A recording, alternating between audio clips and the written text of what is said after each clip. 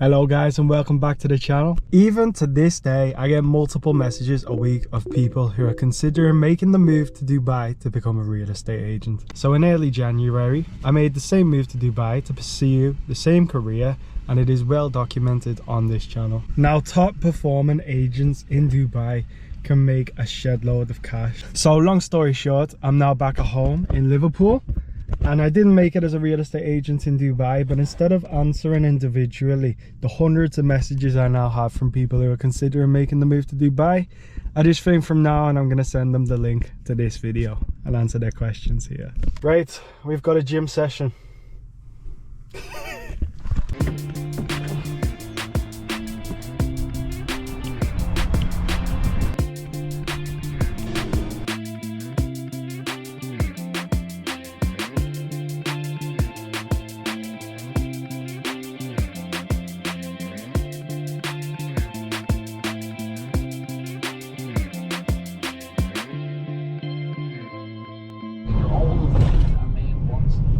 Slight outfit change. I hope you like the American presidential look today. Now if you look closely, that might look like the UK flag to you, but that is actually the flag of the Cayman Islands. Since it's a British territory, there is a UK flag within the Cayman Islands flag. But yeah, I'll tell you more about my job in other episodes, but today's video is about reflecting on Dubai. Now if you join the group on Facebook, Brits in Dubai, it's a group for British expats in Dubai who are now living there and work jobs, and there's a community of British people. If you join that group, you'll see maybe 3 or 4 times a week you have somebody young who makes a post and says, oh, I'm moving to Dubai to pursue a career in real estate, have you got any advice? Or they ask a question. Usually the comments are bombarded with like, oh, here we go again, and other warnings of the revolving door industry that is real estate in Dubai. Do agencies take on far more people than they should? No,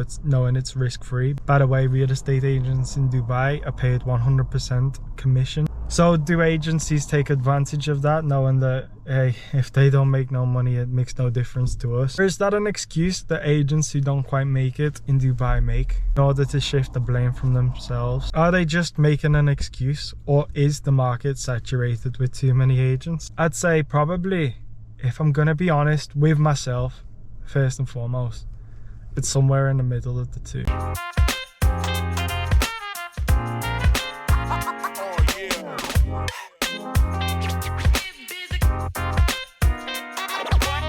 So yeah guys, over the years I've had a number of positive influences in my life. They've knuckled the message down into me that you can't be an excuse maker, and there's no correlation between an excuse maker and a winner. So with that being said, there are a handful of mistakes people make when starting out as a real estate agent in Dubai. The main one of course being falling in to the Dubai lifestyle. So you might be wondering to yourself, what is this Dubai lifestyle? Dubai, if you go out and have some fun, can be very expensive, especially in agencies where you have loads of young people. You're constantly going to be invited out to big brunches, there's always boat parties going on. Whilst you're an agent with some savings, trying to make it out there in Dubai on 100% commission is not the wisest choice to go out and splash money on recreation. No matter how many times me and my girlfriend Ksenia were warned about feeding into the Dubai lifestyle, we just don't have the kind of relationship where we'd seek them kind of thrills. We like to go out and do inexpensive, quiet things, and that suited us. And I knew if there were going to be any problems, that wasn't going to be one of them. Now don't get me wrong, there are things in Dubai I could have improved on greatly that are my responsibility. For example, if I'd kept the same positive can-do attitude I had in my first month, in the remaining months, perhaps it would have went better for me. And I tell you what guys, a nervous energy is not very good at sales. Sometimes I heard somebody on a really good phone call and I thought to myself, okay, I need to improve certain things if I want to be sounding like that on the phone. Look, I still see myself as capable. But even in this job now, if I'm to be a success in it, there are things I need to learn, there are things I need to improve on, and fluency is very important. But yeah, that's where I could have improved in Dubai for sure. Because of my no excuses kind of life philosophy, I have been a bit in denial about the fact that there is a bit of a revolving door theory about agents in Dubai. and there is a reason for that. What made that very clear was having conversations with successful agents out in Dubai who know that the system is somewhat like this. If you walk into a lot of companies, you'll see their top performing agents aren't making any calls and don't seem to be putting any work in. And then at the same time, you'll see a bunch of agents who are new to Dubai, who haven't done any deals yet, hammering the phones, making 150 calls a day, working on the weekends, staying late in the office. Sometimes as people will run out of money after working really hard. The agencies still have them listings. They can just get handed to the agents with the most listings, which means taking on as many agents as possible is somewhat risk-free for an agency. Anyway, I'm gonna get back to work now.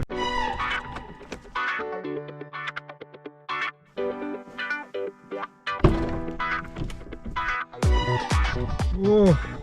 Right guys, in my new job I start at 1 PM on one day and 2 PM on the other, and the reason for this is most of our customers are in the US and Canada. That suits my lifestyle well, as I can work out before work, and I also want to find a way to bring you regular videos.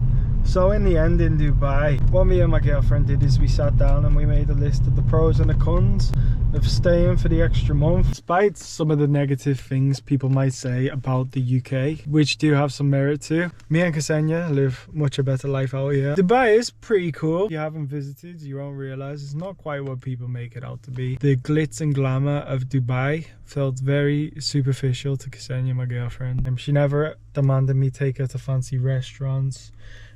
She sat and waited for me all day, cooked me food. And to people who ask me from now on, would I recommend Dubai? I'm gonna have to say absolutely. And it is a risk, and there are capable people who have went there and not succeeded. But if you do manage to make it out there, it can utterly change your life. Going to Dubai was a risk that I was willing to take, and it didn't pay off for me. But it was my risk, and I decided to take it, and no one else did. If you're not subscribed to the channel, feel free to hit that subscribe button. I'm planning on getting back to 2 videos a week, and guys, I have very good news for people. I used to make day in the life of an Amazon driver videos. Basically guys, I'm thinking of picking up that job on Sundays. Thank you for watching. Everyone who I met out in Dubai, I wish you all the best of luck. I hope you make a lot of money and spend it sensibly and change yours and your family's life. I met some great people out there. As you're the sum of the 5 people you spend the most time with, a good thing for, you know, a young guy to do or a young girl to do is go out there to Dubai and just be surrounded by that kind of character. But yeah, forget the partying. Like, you can do that when you're celebrating. Alright guys, see you in a bit. Take care.